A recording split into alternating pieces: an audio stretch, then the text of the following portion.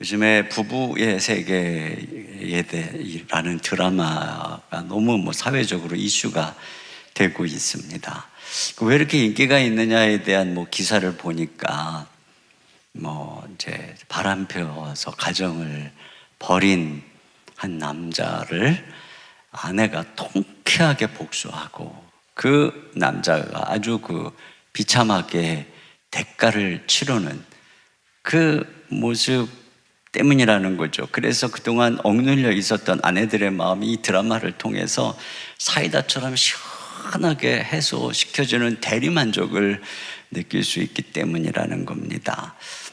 근데 이런 드라마가 그렇게 열광한다는 것은 오늘날 가정 속에 정말 이런 부부의 전쟁이 일어나고 있는 것을 드러내고 있는 것이지요. 자, 이런 시대를 우리가 살아가고 있는데 어떻게 부부간의 평화를 이룰 수 있을까요? 고린도전서 14장 33절을 같이 한번 보겠습니다. 시작. 하나님은 무질서의 하나님이 아니시오 오직 화평의 하나님이시니라. 네. 그러니까 하나님은 무질서가 아니고 질서의 하나님이라는 거죠. 그러니까 하나님은 화평의 하나님인데 어떻게 화평을 이뤄 가시냐면 질서를 통해서. 하나님께서는 먼저 가정의 질서를 세우시고 그 질서에 복종하게 함으로써 가정을 화평하게 이끄시는 분이라는 것입니다. 그래서 오늘 읽은 이 본문은 전체적인 뉘앙스가 성령 충만의 열매를 얘기하는 가운데 성령 충만하면 그 열매가 서로 복종하는 것이다. 그래서 21절이 그리스도를 경외함으로 피차 복종하라 이렇게 되어 있어요. 그러니까 성령님께서는 어떻게 부부를 화목하게 하느냐, 바로 서로 복종하게 함으로써 그렇다는 것입니다. 그런 맥락 속에서 그럼 어떻게 부부는 서로 복종하는 것일까? 자, 그걸 이제 오늘 아내와 남편에 대해서 이제 말씀을 이어가고 있는 것이지요. 먼저 오늘 남편에 대해서, 순서는 아내인데 오늘 말씀에 저는 이제 남편에 대해서 먼저 전하도록 하겠습니다.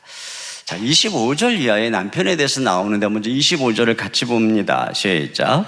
남편들아 아내 사랑하기를 그리스도께서 교회를 사랑하시고 그 교회를 위하여 자신을 주신 같이 하라. 네, 남편들에게는 아내를 사랑하라. 자, 피차 복종하라고 하면서 남편들에게는 아내를 사랑하라. 이렇게 말하는 것은 남편의 복종은 아내를 사랑하는 것으로 드러난다는 것입니다. 또 남편이 아내를 사랑한다는 것은 그냥 기분이 로맨틱해서 하는 행위가 아니라 복종으로서 사랑해야 된다는 것입니다. 여러분, 공동체 안에는 다양한 나이, 성별, 직위, 신분의 사람이 모이죠. 그런데 성령께서는 우리가 다 서로 복종해야 된다는 것입니다. 근데 그 복종의 모습이라고 하는 것은 그들이 처한 나이나 신분에 따라 다르게 나타나는 거죠.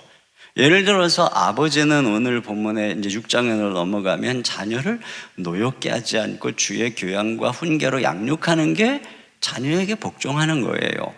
상전들은 자기 위에도 하늘에 상전이 있음을 믿고 종들을 위협하지 않고 인격적으로 대하는 게 바로 종들에게 복종하는 것이라고 적용해주고 있는 것입니다. 이처럼 아내와 남편은 하나님이 세워주신 질서 속에서 각자의 위치가 있는데 남편에게 있어서 복종은 아내를 사랑하고 돌보는 것으로 표현된다는 것이지요. 자, 그런데 이게 복종이라고 하는 것은 언제나 권위를 전제로 말하고 있는 것을 알아야 됩니다. 하나님께서 우리 공동체 가운데 성도들에게 서로 복종하라는 것은 그 성도가 어떤 지위나 어떤 상황에 있든 모든 성도는 다 권위가 있는 소중한 존재라는 의미를 담고 있는 것입니다. 마찬가지로 하나님 앞에서 아내는 권위가 있는 영광스러운 존재이기 때문에 남편들에게 복종하라고 하는 것입니다. 자, 그러면 어떤 권위가 있는가? 첫째로 아내는 남편과 함께 유업을 이어받을 자로서의 권위가 있습니다. 오늘 이 성경은 남편과 아내의 위치를 그리스도와 교회의 관계로 설명하고 있습니다. 그래서 그리스도가 교회의 머리에 있는 것처럼 남편이 아내의 머리다 이렇게 말하죠. 그렇다면 반대로 교회가 그리스도의 몸인 것처럼 아내는 남편의 몸이라는 의미가 되는 것이죠. 여러분, 만약에 몸이 없다면 머리는 죽음과나 마찬가지입니다. 그런 면에서 이 땅에 그리스도의 몸인 교회가 없다면 그리스도는 이 땅에 안 계신 것이나 다름이 없어요. 존재감이 없는 것입니다. 그리스도는 몸인 교회를 통해서 당신의 뜻을 이 땅에 이뤄가는 것이지요. 그러므로 예수 그리스도께 있어서 교회는 있어도 되고 없어도 되는 것이 아니라 교회는 이 땅에 하나님의 나라를 세워가시기 위해서 하나님이 만세전에 세운 계획이요 비밀이라고 하는 것입니다. 그래서 이 에베소서에는 하나님께서 우리를 선택하시고 그리스도께서 구속하시고 성령님께서 인치시는 목적이 궁극적으로 뭐냐? 바로 교회를 세우기 위함이라고 말씀하고 있는 것입니다. 이 교회를 통해서 쉼없이 사람들은 예수님을 믿고 하나님의 자녀로 양육되고 하나님의 나라가 번성되어 가는 것입니다. 그러므로 이 교회가 얼마나 건강하고 성숙하냐에 따라서 이 땅에 하나님 나라의 실체가 좌우되는 것이죠. 그러니까 우리 주님의 모든 계획과 우리 주님의 모든 목적이 교회에 달린 것입니다. 그렇기 때문에 그 교회가 그만큼 중요한 권세와 위치를 가지고 있기 때문에 주님께서는 교회를 위해서 교회를 세우시려고 자기 목숨을 버리고 죽기까지 사랑하시고 교회를 돌보고 양육하신다는 것입니다. 그냥 우리가 불쌍해서가 아니라 교회가 이런 중요한 하나님의 계획과 비밀이기 때문에 이게 교회의 권위라는 것이죠.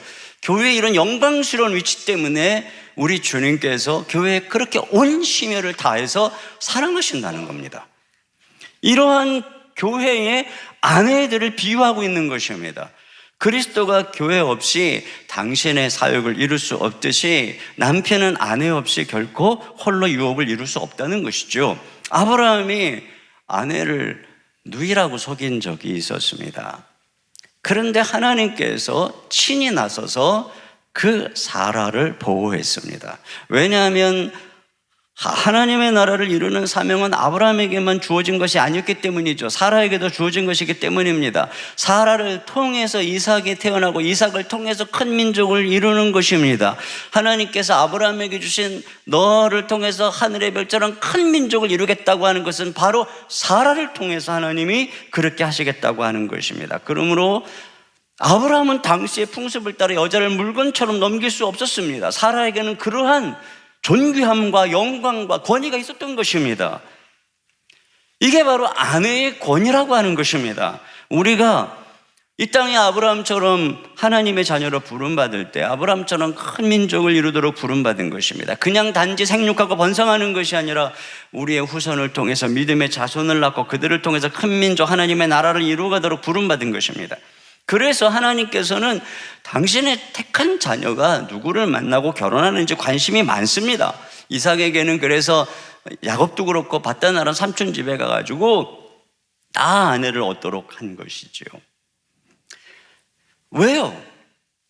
그 부부가 함께 하나님의 유업을 이뤄가는 것이기 때문에 그렇습니다. 말라기에 보면은 하나님께서 아담에게 아내를 한 명만 만들어준 이유가 경건한 자손 얻기 위함이라고 말하고 있어요. 말라기서 2장 15절을 같이 봅니다. 시작.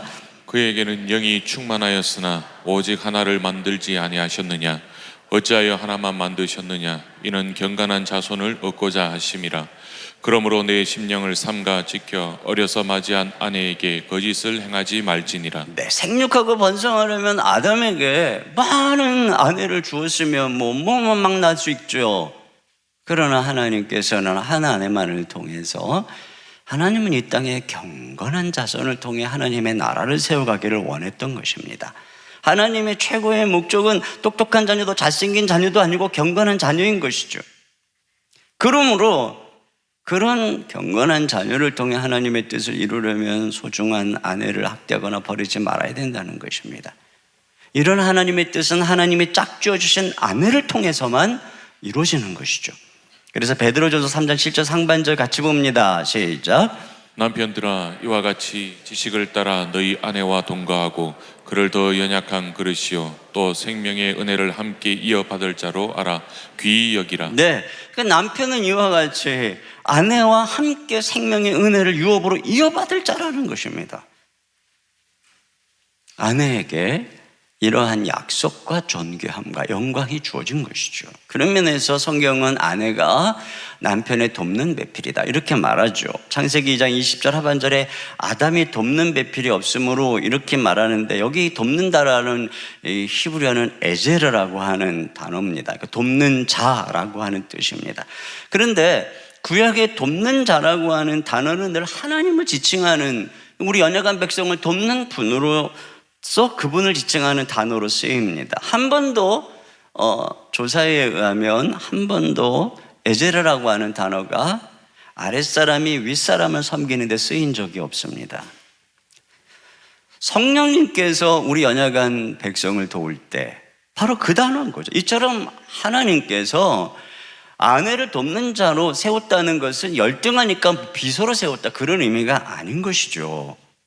마치 천사를 보내서 그 남편을 돕도록 인생의 동역자, 그를 통해서만 남편은 완성되는 것입니다. 그래서 말라기에는 말라기 2장 14절 하반절에 그는 내 짝이요, 짝이라는 거예요. 신발도 짝이 있어야 온전한 것처럼 남편은 아내를 통해서 온전해지는 것이고 아내도 마찬가지인 것입니다. 이것이 바로 아내의 권위란 말이죠. 두 번째로, 아내는 하나님의 딸이요 자녀의 어머니로서 권위가 있습니다. 여러분, 이 성경을 바울이 쓸 당시 로마 시대는 이 여성들의 이 권위가 너무 그 존재 가치가 낮게 여겨질 때죠. 그래서 여성은 남편 없이 살 수가 없었어요. 남편과의 결혼이 구원이고 남편과의 파혼이 결국 멸망이었어요. 이 당시에는 여자아이가 태어나면 합법적으로 죽이거나 버릴 수가 있었고, 심지어 아리스토텔레스도 그렇게 하라고 가르치고 있습니다. 로마는 아테네의 문화적인 영향을 많이 받았다고 하죠. 이 아테네에서 여성의 지위가 어떠했는가를 보면은, 자, 이 로마 시대의 석상을 그대로 볼 수 있는데요. 로드니 스타크라고 하는 사회학자에 의하면 아테네에서는 여자아이는 교육을 시키지 않았어요. 사춘기가 시작되는 12살 이전에 결혼하는 것이 흔했고, 여성은 나이와 무관하게 아동으로 분류가 되었습니다. 남성의 법적인 소유물로 간주되었고, 남성은 여성에게 집을 나가라는 통보 하나로 이혼이 가능했어요. 마치 해고하듯이 재산의 통제권은 남자에게 있었고, 여성은 결혼하지 않으면 안 되도록 법이 강제를 했고, 과부가 돼서 2년 안에 결혼 안 하면 벌금이 부과가 되었고, 재혼하는 순간 이 여인이 상속받은 모든 재산은 다 새 남편의 것이 되어버렸습니다. 근데 이것이 바로 이 성경을 기록될 당시에 여성의 지위였어요. 그런데 이런 시대에 바울이 남편들에게 그리스도가 교회를 위해서 자기의 목숨을 버리고 그들을 구원하고 양육하는 것처럼 아내에게 그렇게 하라는 거예요. 여러분, 이게 그 당시에 이 말씀을 듣는 아내들 입장에서 이게 얼마나 파격적이고 감사한 말씀입니까? 근데 저는 이 말씀을 생각하면서 무엇이 이렇게 마음에 느껴졌냐면, 당시에 아내들을 사랑하는 하나님 아버지의 마음입니다.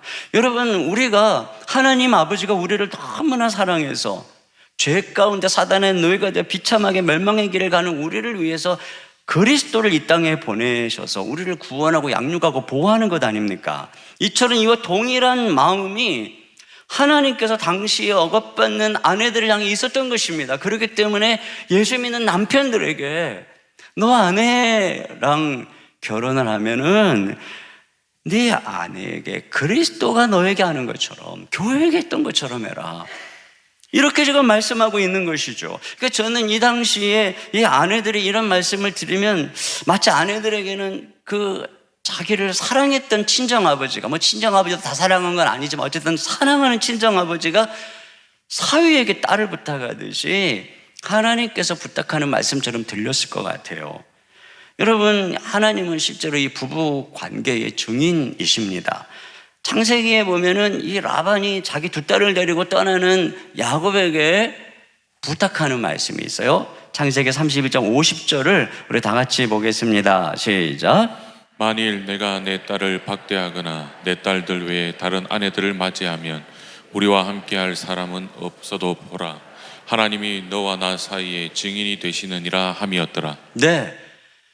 그러니까 하나님께서 자, 친정 아버지는 따라가지 못해도 네가 박대하면 하나님이 증인이다. 실제로 말라기 2장 14절 중반절에 이는 너와 네가 어려서 맞이한 아내 사이에 여호와께서 증인이 되시기 때문이다. 증인이라는 것은 바로 그들이 한 결혼 서약에 대한 증인이라는 것입니다.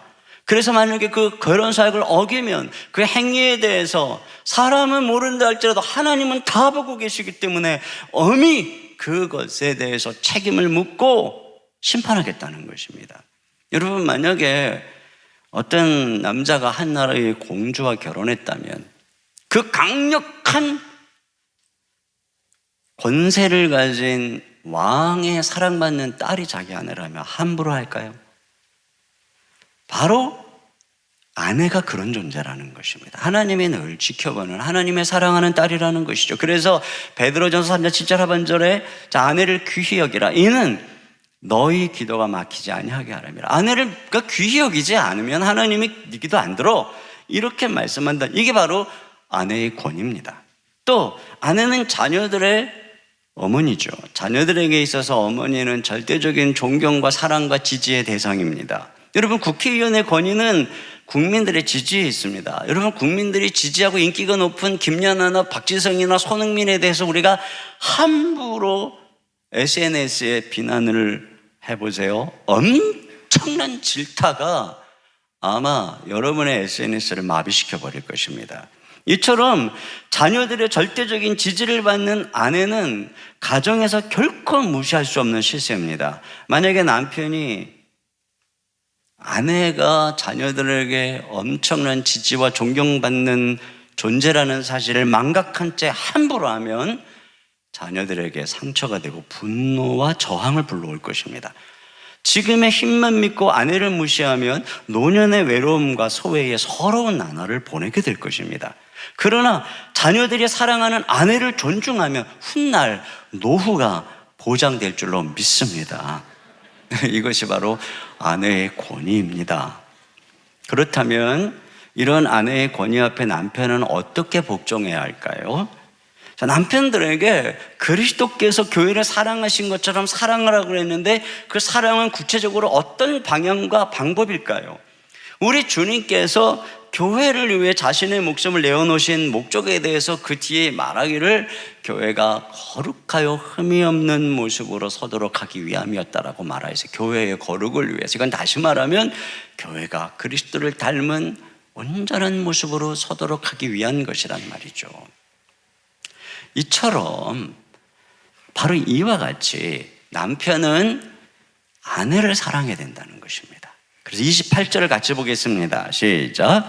이와 같이 남편들도 자기 아내 사랑하기를 자기 자신과 같이 할지니 자기 아내를 사랑하는 자는 자기를 사랑하는 것이라. 네. 자, 누구나 자기 자신, 자기 몸을 사랑합니다. 그것처럼 남편은 이 아내를 자기 몸처럼, 아내가 몸이니까 사랑해야 된다는 거예요. 자, 그러면 어떻게 사랑해야 되느냐? 29절입니다. 시작.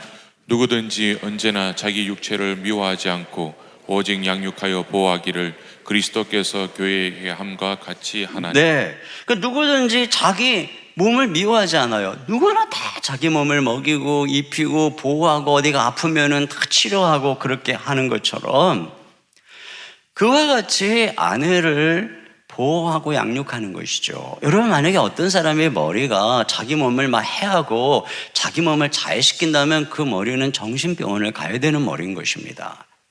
마찬가지인 것입니다. 아내는 남편이 정상적이라면 이 관계 속에서 남편은 아내를 자기 몸처럼 여기고 양육하고 보호해야 되는 것이죠. 아내는 육체적으로 약하고 정서적으로 민감합니다. 연약한 그릇이라고 말합니다. 그러므로 남편은 아내를 돌로 보고 보호하도록. 그 소중한 권위를 가진 존귀한 존재지만 그게 연약한 그릇 안에 있기 때문에 남편은 그 아내가 그 연약함을 보호해서 그 안에 있는 소중한 것들이 흘러나오도록 양육해야 된다는 것이죠. 아빠들이 딸들을 끔찍히 사랑하고 보호합니다. 그런데 가만히 생각해 보면 제가 제 딸을 사랑하는 것처럼 제 아내는 저희 장인의 사랑하는 딸이더라고요.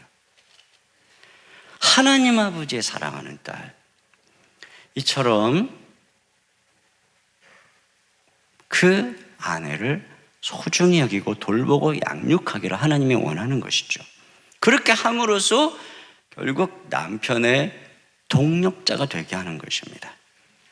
그렇게 성숙해서 많은 남편들이 자기만 열심히 공부하고 아이들은 열심히 공부시키고 그러면서도 아내가 성장하고 자라야 되는 것에 대해서는 무관심합니다. 여러분, 이게 자기 손해입니다. 그런 면에서요, 남편들은요, 교회에 감사해야 됩니다.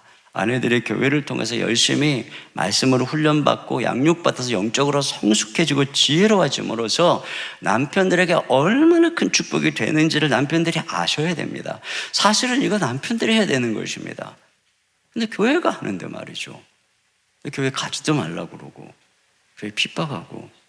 여러분, 감사하셔야 됩니다. 가정이 그만하신 것이 다 교회 때문이라는 것을 기억하셔야 됩니다. 사실은 원래 먼저 남편이 영적으로 성숙해서 아내를 이끌어주는 것이 성경의 질서입니다. 남편의 보호와 양육 속에서 아내가 영적으로, 지적으로, 정서적으로, 육체적으로 온전해서 남편의 동역자로 놀라운 역량을 발휘하게 되는 것이죠. 결국 그렇게 해서 남편이 아내를 동역자로 대우해야 된다는 거예요. 여러분, 결국은 하나님께서 교회를 그러한 동역자로 삼으시고 파송하지 않습니까? 아브라함에게 그래서 하나님은 당신이 하고자 하는 일을 다 알려주시잖아요. 교회는 하나님의 뜻을, 그리스도의 말씀을 다 알려주는 것입니다. 그게 바로 사명인 것이죠. 이처럼 남편은 아내와 의논해야 되는 것입니다. 여러분, 저는 여러분이 뽑아서 세워주신 장로님들의 권위를 존중하며 장로님들과 함께 의논해서 교회를 세워가는 것입니다. 그런데 만약에 제가 장로님들의 권위와 의견을 묵살하고 독단적으로 행한다면, 그래서 갈등이 생긴다면 그게 누구의 문제겠습니까? 장로님들이 목사에게 복종을 안 한 불복종의 문제겠습니까? 아니면 그보다 먼저 장로님들의 권위를 무시한 목사의 불복종의 원인이겠습니까? 여러분, 저는 교회 얘기를 하려고 하는 게 아닙니다. 아내를 무시하는 게 이와 같다는 것입니다. 여러분이 만약에 담임 목사가 교회에 세워진 장로를 무시하는 게 문제라고 생각된다면, 여러분, 하나님이 여러분 가정에 세워주신 아내를 무시하는 게 얼마나 동일한 문제인가를 우리 남편들이 아셔야 합니다.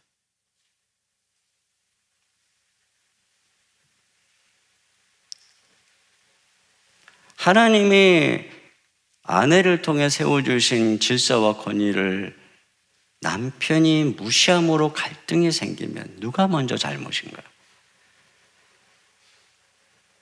가끔 사업장을 신방 가면 아내가 이제 저를 따라서 같이 이제 신방으로 오니까 남편이 저에게 사업장 견학을 시켜줍니다. 그러면 이제 아내도 같이 가죠. 그때 아내들이 이 공장을 곳곳이 돌아보면서 이렇게 설명을 들어본 게 처음이라는 거예요. 지금 수십 년을 같이 살고 있는데. 자, 이런 얘기를 제가 여러 번 들었습니다. 근데 사업장만 그럴까요? 회사에서 남편이 하는 일에 대해서 뭔지 모르는 아내가 태반이에요. 물론 어려워서 모를 수도 있죠. 근데 왜 몰라요? 남편들에게 물어보면 왜 여자가 막 그런 걸 하려고 그러냐고, 집안일이나 신경 쓰라고. 이건 전혀 남편을 동역자로 인정하지 않는 거예요. 물론 다 세세하게 무슨 직원처럼 그렇게 알리라는 게 아니죠. 영역이 다르니까. 그래서 소통은 해야죠. 남편이 무슨 일을 하고 있는지는 알려줘야죠. 어떤 어려움이 있는지를 알아야죠. 그게 동역자죠. 그래야 함께 기도도 하고 서로 도우면서 살아가는 것입니다. 자, 이게 남편들이 아내에 대해서 복종해야 되는 사랑입니다. 그러면 지금쯤 남편들은 도대체 아내들에 대한 말씀을 언제 하시려고 이렇게 우리들한테만 길게 말하는가? 왜냐하면 이미 지금 설교 시간이 지금 3분의 2 이상이 지나갔기 때문입니다. 사실 저도 이 말씀을 준비하면 대강 알죠. 그러나 하나님께서 이게 균형을 맞춰야 되는데 이상하게 남편들에게 더 많은 말씀을 주셨습니다. 그렇기 때문에 저는 주신 대로 말씀할 수밖에 없는 것입니다. 이제 남은 시간에 아내에 대해서 말씀을 나누도록 하겠습니다. 여기 아내에게 주시는 말씀 아주 간단합니다. 22절입니다. 시작. 아내들이여 자기 남편에게 복종하기를 주께 하듯 하라. 너무나 간단한 말씀입니다. 다 하는 말씀입니다. 그런데 이 말씀을 설교하기가 정말 어렵습니다. 왜냐하면 많은 아내들이 복종하라는 말씀에 거부감을 가지기 때문에 그렇습니다. 그 이유는 아내들이 오랫동안 가부장적인 권위 아래서 이 복종에 대한 억압과 상처가 있기 때문에 그렇습니다. 그러므로 사랑이라는 말, 사랑하라는 말은 미덕으로 들리는데 복종하라는 말은 미덕으로 들리지 않는 것입니다. 사실 복종은 인간이 가져야 되는 가장 중요한 덕목입니다. 그래서 오늘 성령 충만한 특징 중에 하나가 뭐냐? 피차 복종하는 것입니다. 태초의 반역의 권위에 대한 도전에 있고 인간의 죄의 핵심이 불복종에 있습니다.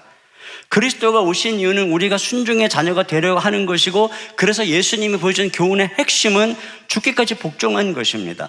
그러므로 기독교의 가장 핵심적인 미덕은 복종이고 순종입니다.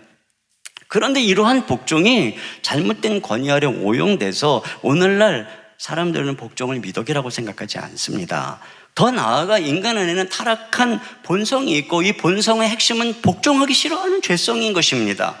그런 마음이 아내들에게 있는 것이죠. 그러므로 오늘 이 남편에게 복종하라는 이 말씀이 안 들리는 것입니다. 오늘 제가 이 설교를 할 때 여기 계신 여성분들에게는 지금 한편에서는 복종에 대한 상처, 또 한편에서는 그걸 싫어하는 죄성이라는 이 이중 장애물에 놓여 있는 것입니다. 그러나 여러분, 한 가지 짚고 넘어가야 될 게 있어요. 역사 속에서 여성들의 인권을 회복시키고 오늘날 남성들과 동등한 존재로 인식하게 하는 데 있어서 핵심은 예수님의 그리스도의 가르침 때문이고 교회 때문이라는 사실입니다. 이 로마 시대에 교회만이 여아살해, 낙태살해를 방지하고 교회만이 과부들을 보호하고 결혼하지 않은 과부들을 존중했습니다. 교회가 여성이 12세 전에 결혼하는 것을 반대해왔고 남성들이 아내를 버리는 것을 죄악으로 규정하며 이혼을 금지했습니다. 교회에서 이 당시에 여성들이 영향력 있는 지위를 얻었고 오늘날로 하면은 안수 집사에 해당하는 집사의 지위를 가졌습니다.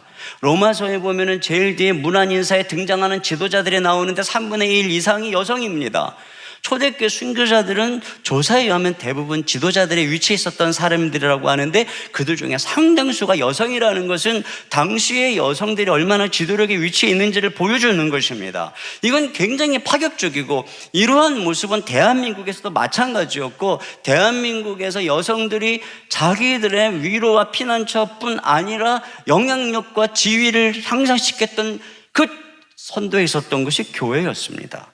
그러므로 이런 교회, 그리스도 안에서 남자와 여자의 차별이 없다고 2000년 전에 말씀하신 하나님의 말씀이 마치 오늘날 여성의 인권을 무시하는 것처럼 전 근대적 사고 속에 있는 것처럼 생각한다면 여러분은 진짜 성경에 무식한 것입니다. 그런 면에서 여러분이 하나님의 말씀에 마음을 열고 듣기를 바랍니다. 첫째로 우리가 알아야 되는 것, 왜 아내는 남편에게 복종하라고 하는가 하는 것을 봐야 돼. 23절입니다. 시작. 이는 남편이 아내의 머리됨이 그리스도께서 교회의 머리됨과 같음이니 그가 바로 몸의 구주시니라. 네. 그러니까 아내가 왜 남편에게 복종해야 되려면 남편이 머리기 때문이라는 것입니다. 여러분, 복종에는 권위가 있다 그랬잖아요. 아내가 권위가 있는 것처럼 남편에게 권위가 있는데 그 남편의 권위는 뭐냐? 머리라는 것입니다. 그 우리는 머리라고 그러면은 늘 꼬리가 되지 말고 머리가 되라. 그리고 머리 그러면은 으뜸이고 최고고 이런 존재로 생각을 하는데, 지금 우리 주님께서 남편이 머리라고 할 때는 그런 의미의 머리가 아니라 그리스도께서 교회의 머리가 되신 거죠. 이게 몸 안에서 남편은 머리, 아내는 몸이라는 것입니다. 그러면 여러분, 우리 몸에서 머리하고 몸 중에 뭐가 중요해요? 머리에 있는 뇌가 중요해요? 몸 안에 있는 심장이 중요한 거예요? 다 중요한 거죠. 남편이 머리라는 것은 우월성을 말하는 게 아니고 남편의 역할과 질서를 말하는 것입니다. 그 질서 그러면 또 서열, 우리가 서열주의에 너무나 배어있다 보니까 서열이 아니에요. 이 몸에 무슨 서열이 있어요? 이 몸에 어떤 것이 더 중요해서 어떤 걸 없애버릴 수 있습니까? 다 중요한 것입니다. 그렇기 때문에 이런 모든 지체가 한 몸이 되기 위해서 질서가 있다는 것입니다. 그런 의미에서 그런 질서에 있어서의 머리라는 거죠. 마치 하나의 축구팀과 같은 거예요. 여러분, 축구팀 11명으로 구성되어 있습니다. 최전방에 공격수가 있고 중간 허리 부분에 미들필더진이 있고 뒤에 수비가 있고 또 골키퍼가 있습니다. 골은 공격수가 주로 넣습니다. 그 사람들이 주목하고 박수를 치지만 그 골은 11명이 같이 넣은 거예요.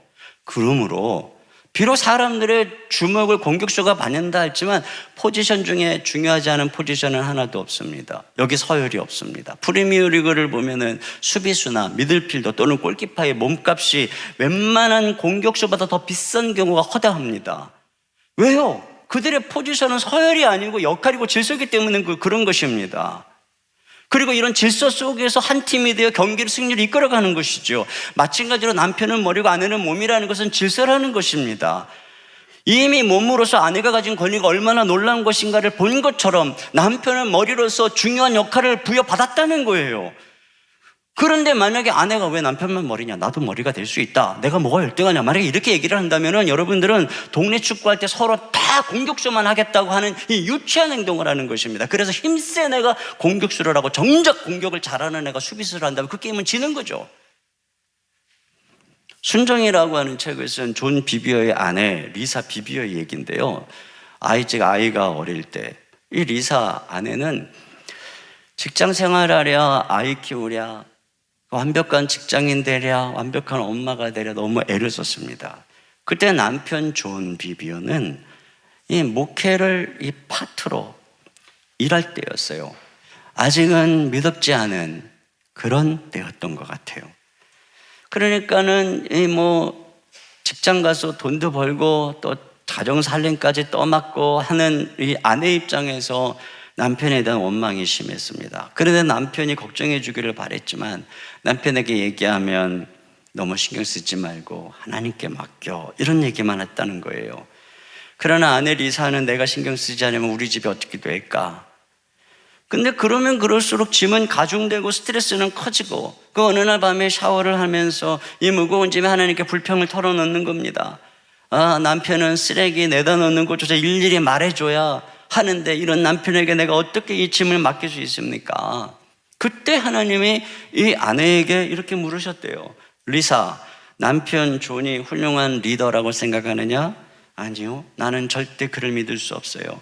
그때 하나님이 이렇게 말했다고 합니다. 리사, 네 남편 존을 믿을 필요가 없다. 오직 나를 믿으면 된다. 넌 존이 가정의 머리 역할을 썩 잘하고 있다고 생각하지 않지. 네가 더 잘할 수 있다고 생각하고 있지. 네가 지금 겪는 긴장과 불안은 가정의 머리가 지는 중압감과 불안이거든. 그게 너한테는 멍해지만 네 남편 존에게는 망토와 같은 것이란다. 너 그 멍에 짐을 내려놔라. 이렇게 주님이 말씀하신 거예요. 그렇죠, 여러분. 수비수에게 공격하는 거는 멍해예요. 공격수에게 공격수의 역할하는 건 망토예요. 역할입니다. 리사는 아내는 이 음성을 듣는 즉시 자기의 마음의 짐이 바로 가정의 머리 역할을 하려는 데서 왔다는 걸 깨달은 거예요. 자기가 가정에서 지도자 자리를 차지하기 위해 싸워왔다는 것을 인정했어요. 남편을 세워주는 대신에, 남편을 믿어주는 대신에 무너뜨리려고 했다는 거죠. 남편은 자기의 권한을 결국 넘겨줘 버린 거예요. 그리고 그녀는 그것으로 무거운 짐을 지고 상황은 엉망이 되어버린 것을 깨달은 것입니다. 이 일을 깨달은 아내가 남편에게 다가가서 울면서 사과하기 시작했습니다. 모든 일에 당신과 싸우려고 해서 미안해요. 당신을 믿는 게 두려웠어요. 당신이 원한다면 내일 당장 일을 그만둘게요. 다시 당신과 하나 되고 싶어요. 그때 남편이 얘기했습니다. 나는 당신이 일을 그만두길 원치 않아. 그게 문제가 아니야. 하지만 당신이 공급자라는 생각은 하지 않았으면 좋겠어. 여기에 문제가 있었던 것이죠. 우리의 공급자는 하나님이라는 사실을 망각했기 때문에, 이 믿음이 없었기 때문에 그는 남편을 믿을 수가 없었던 것이고 자기가 그 역할을 하려고 했었던 것입니다. 그는 남편에게 약속을 했다고 합니다. 내가 이제부터 당신 뒤로 가서 당신을 믿어줄게요. 밀어줄게요. 당신을 믿어요. 그제서야 이 아내는 남편에게 이런 지지가 필요했구나, 이런 존경이 필요했구나, 머리로서 그가 역할을 할 수 있도록 내가 밀어줘야 했던 거구나, 내가 그 자리를 탈취하는 게 아니란 말이죠. 그제서야 남편 역시 자기가 아내를 이끌어주지 못하고 멀리했다는 것을 사과한 거예요. 근데 잘해봐라, 이렇게 됐다는 거죠. 남편이 머리라는 것은 하나님이 세운 질서입니다. 하나님이 공격수에게 공격 잘하는 그런 그 역할을 줘서 거기에 세운 것처럼 남편이 그 일을 잘하도록 창조하신 것입니다. 그리고 남편은 그 역할을 할 때 존재감을 가정에서 느끼도록 만들어진 것입니다. 여러분, 유명한 감독은 선수들의 역할과 기능과 장점을 다 알아요. 그거에 따라서 포지션을 정하는 것이고 그걸 믿고 따를 때 한 팀은 승리하는 것입니다. 이처럼 남편과 아내를 만드시고 질서를 정하신 분은 하나님입니다. 하나님은 우리의 모든 걸 알아요. 그렇기 때문에 그분의 권위를 인정하고 순종해야 됩니다. 그때 가정이 세워지는 것이지요. 질서를 세워주신 하나님을 신뢰해야 된다는 것입니다. 여러분, 그런데 여기서 한 가지 더 말씀드리는 것은, 남편이 머리라고 하는 것은 결코 아까 말했죠, 우월이 아니다, 절대적인 어떤 권위를 가진 존재를 말하는 게 아니라는 거예요. 한자에 이 지압이 부자가 하늘천 위에 하늘을 뚫고 올라간 게 지압이 부자니까 남편 하늘보다 높다, 그런 의미에서 남편이 머리다. 성경은 이렇게 가르친 적이 없어요. 우리가 성경을 읽으면서 머리다 그러면 머리라고 하는 생각을 유교에서 가지고 와가지고 그 유교의 가르침을 갖다가 봐봐라, 성경이 말이지 유교의 남편이 지압인데 네가 가면 어디 나한테, 그래갖고 젊은 부부들도 이런 사고를 가지고 아내를 대하니까 이게 얼마나 비성경적인 태도냔 말이에요. 여러분, 남편의 리더십은 궁극적으로 하나님 리더십 아래에 있는 것입니다. 만약에 어떤 고을의 사또가 왕의 통치 아래에 있죠, 이것처럼 가정의 남편은 그리스도의 통치 아래에 있는 것입니다. 만약에 사또가 왕의 통치에 반역하는 정책을 펼친다면 백성들은 그를 따를 필요가 없습니다. 만약에 그를 따르면 그 사또와 함께 멸망받을 것입니다. 마찬가지죠. 남편 아나니아를 따라서 남편을 지지하고 복종했던 삽비라 같이 죽었습니다. 여러분, 성령께서 우리가 아내의 이 복종이라고 하는 것은 머리로서 남편이 하나님의 이 권위 아래서 하나님의 뜻대로 리더십을 행사하며 가족을 이끌어갈 수 있도록 돕는 이런 배필로서의 복종인 것이죠. 마치 성령께서 우리가 하나님의 뜻대로 살아갈 수 있도록 우리를 돕는 것처럼 말입니다.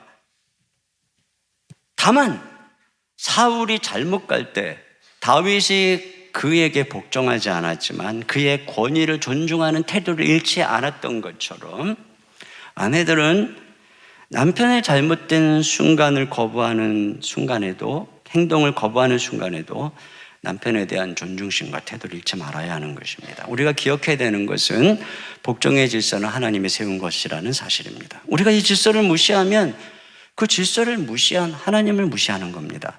그래서 남편이 아내를 무시하면 하늘문이 닫히듯이 아내가 남편의 권위를 무시하고 질서를 무시하면 하나님의 권위에 저항하는 행동으로 간주되는 것입니다. 그리고 부부간에 이런 질서를 받아들이지 않으면 결론은 뭡니까? 힘과 힘의 대결입니다. 그러잖아요. 싸우는 거예요. 서로 머리가 되려고. 요즘에 남녀의 치열한 갈등 양상의 중심에는 이런 싸움이 있는 거죠. 저는 82년생 김정을이라고 하는 책을 읽고 엄청 공감했습니다. 왜냐하면 우리 어머니, 나 여동생, 내 아내가 그런 세월을 살았기 때문에 너무너무 미안한 마음을 가졌습니다. 그런데 요즘 형제들은 그 책에 공감을 안 합니다. 왜냐하면 엄마, 할머니 시대 그렇게 산 것은 이해한다는 거죠. 그러나 지금 자기 또래의 여성들은 그렇게 살고 있지 않다는 겁니다. 물론 사회적으로 아직도 불평등하지만 자기들이 볼 때 그렇게 살고 있지도 않으면서 엄마 세대 이야기 가져다가 피해자 코스프레 하는 것처럼밖에 안 들린다는 거예요. 그러려면 너네도 군대 가라. 전 세계에 남자가 벌어다 주는 돈으로 살림만 하면서 낮이 되면은 뭐 카페가 음식점이 가득가득 채우는 나라가 대한민국밖에 어딨냐? 왜 남자한테만 희생을 강요하냐? 여자들은 보통 분담하자. 이런 얘기입니다. 그럼 여성 입장 할 말이 없어요? 같은 직장을 다녀도 남자들은 다 아내가 있다. 그게 얼마나 유리하냐? 우리는 아내가 없다. 아내의 뒷바라지 받으면서 우리도 내조 받으면서 애다 키우는 거 받으면서 일하고 싶다. 출발부터 불공평한 사회 아니냐? 우리가 애 낳고 키우는 게 뭐 우리만 위한 거냐? 그렇다면 공평하게 하자. 왜 자녀 교육 잘 안 되고 바쁘면 왜 아내만 미안해야 되냐? 왜 남자들은 남편들은 왜 안 미안해야 되냐? 다 맞는 말이잖아요. 형제들 말도 맞고 자매들 말도 맞고. 여러분, 싸움이 끝나겠습니까? 창세기에 예언한 대로 여자는 남자를 다스리기를 사모하고 그러나 남자가 여자를 다스릴 것이다. 결국 힘과 힘의 싸움은 끝나지 않을 거란 말이죠. 어디서 다툼의 해결이 나옵니까? 성경 해답은 한 가지예요. 서로 복종하라. 자기에게 주어진 하나님의 이 질서와 역할, 하나님을 신뢰하고 복종하라는 것입니다. 하나님의 권위는 납득의 문제가 아니라 믿음의 문제입니다. 복종의 문제입니다. 세상의 이론과 달라도 믿음으로 받아들이냐 아니냐의 선택의 문제입니다. 그리고 이러한 권위의 복종은 성령 충만을 통해 가능한 것입니다. 왜냐하면 성령께서 우리 안에 이 모든 것을 거부하는 죄성을 다스리는 능력을 주시기 때문에 그런 것입니다. 그리고 우리는 늘 그리스도를 쫓아감으로써 복종하게 되는 것이죠. 우리가 주라고 부르는 분이 예수 그리스도가 맞다면 죽기까지 복종하신 그분이 우리의 모델인 것이죠. 하나님과 동등되지만 동등됨을 취할 것을 여기지 않고 자기를 비우시고 신성을 감추시고 낮추신 질서에 순종함으로 삼위 하나님의 이 구속사를 이룬 것처럼 남편과 아내는 이와 같이 자기 안에 있는 능력이든지 학력이든지 재력이든지 힘이든지 감추고 하나님이 만들어낸 질서 안에서 머무를 줄 알아야 되는 것입니다. 이렇게 서로 복종할 때 그때만 가능한 거예요. 결론입니다. 여러분, 이 부부의 질서가 모든 질서의 기본입니다. 왜 먼저 부부를 얘기할까? 부부가 피차 복종할 때 그 다음 질서가 잡히는 거예요. 부부가 서로 사랑하고 복종하고 존중하는 모습을 볼 때 자녀들이 거기서 부모님에게 순종하고 복종하고 공경하는 모습이 나오고 또 그러한 모습 속에서 자녀를 온유하게 양육하는, 노엽게 하지 않는 이러한 모습들이 흘러나오는 것입니다. 여기서부터 상전인 남편이 직장에서 회사 직원들을 인격적으로 대하는 게 가능해지는 것입니다. 저는 개인적으로요, 제 아내에게 존중받을수록 저는 교회에서 저는 자존감을 가지고 성도들을 사랑하고 섬길 수 있습니다. 또 제가 아내를 향해서 하는 배려와 사랑과 희생이 고스란히 교회에서 제가 성도들에게 하는 모습으로 나타나게 됩니다. 그런데 아내를 집에서 희생시키고 독방 육아시키고 그런 아내의 희생을 짓밟고 성공하겠다고 하는 목사나 남편은 교회나 회사에서 똑같이 하는 겁니다. 그러지 않겠습니까? 그래서 성도들을 희생시켜서 내가 큰 교회 이루겠다. 직원들을 희생시켜서 내가 큰 회사 만들겠다. 이게 과연 옳은 모델이냐고요. 이런 모든 권위와 순복의 원천이 자녀를 대한 것이든 직장 생활에서든 다 부부관계에서부터 복종을 배울 때 나타난다는 거예요. 부부관계에서 남편이 독재적이라면 그렇게 해서 한 가정을 하나님의 권위 아래에서 올바로 다스릴 수 없는 사람이라면 절대로 그런 사람이 교회에서 지도자가 되면 안 되는 것입니다. 왜요? 그 사람은 분명히 교회에서 성도들에게 그렇게 할 것이기 때문에. 만약에 남편을 존중할 줄 모르고 남편을 무시하는 아내라면 이런 사람도 절대로 교회 안에서 중직을 맡아서는 안 되는 것입니다. 왜냐하면 교회에서 그렇게 할 것이기 때문에. 오늘 오늘 시무 장로를 후보를 선출하는 선거를 합니다. 만약에 아내 입장에서 남편이 이번에 후보로 출마했다고 생각해 봅시다. 근데 우리 남편이 집에서 전혀 아내를 배려할 줄 모른다, 독재적이다. 그렇다면 아내들은 비록 내 남편이라 할지라도 오늘 투표해서 자기 남편 찍으면 안 됩니다. 그러지 않겠어요? 왜냐하면 그분이 그런 권위적인 모습으로 교회에서 성도들을 그렇게 힘들게 이렇게 뻔하니까. 그러면 그렇게 함으로써 여러분은 그 남편을 그래도 그 장로를 밀어내가지고 결국 여러분은 남편이 하나님 앞에 큰 책망을 받게 만들 수 있게 되는 것입니다. 그러니까 지금 안 찍는 게 사랑하는 거예요. 부부관계가 핵심입니다. 우리가 피차에 남편들은 아내에게 복종하고 아내는 남편에게 복종함으로 아름다운 가정을 이룰 수 있기를 주님의 이름으로 축원합니다. 우리 시간에 같이 함께 찬양을 드리겠습니다. 오늘 형제의 모습 속에 보이는 하나님 형상 아름다워라. 자매의 모습 속에 보이는 하나님 형상 아름다워라. 오늘 이 찬양을 같이 부르면서 아내들은 남편들은 아내를 바라보면서 찬양했으면 좋겠는데 우리 가정에서 같이 예배하시는 부부들은 손을 잡고 또 이 자리에도 부부가 같이 앉아있으면 손을 내밀어서 좀 잡으셔도 좋겠습니다. 우리 같이 찬양하겠습니다. 형제의 모습 속에 보이는 하나님 형상 아름다워라. 존귀한 주의 자녀 됐으니 사랑하며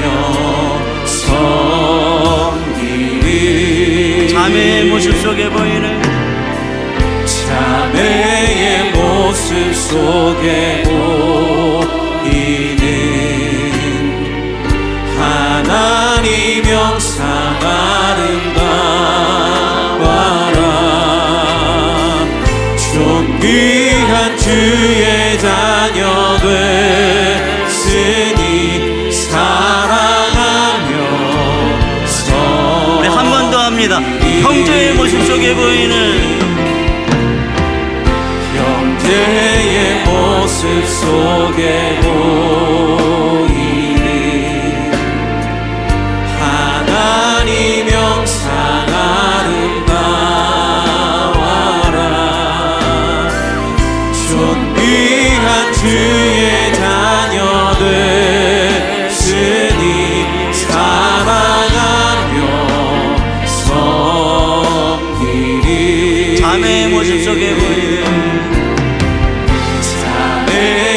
모습 속에 보이는 하나님 형상 아름다워라. 존귀한 주의 자녀 됐으니 사랑하며 섬기리. 우리의 가정 안에 임하시. 우리 두 손 들고 찬양합니다. 우리의 가정 안에 임하신 하나님 영광 아름다워라. 존귀한 왕이 어디 계시니 사랑하며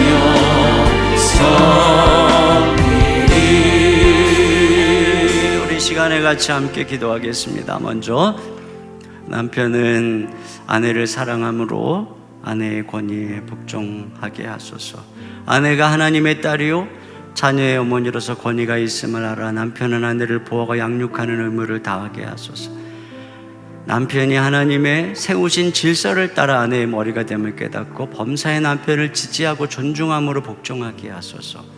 부부가 피차 복종함으로 하나님의 권위가 세워지고 자녀들도 부모에게 순종하는 축복된 가정이 되게 해주시옵소서. 이 시간 여러분에게 오늘 주신 주님께서 주시는 음성 말씀을 가지고 우리 같이 한 목소리로 기도하겠습니다. 하나님 아버지 참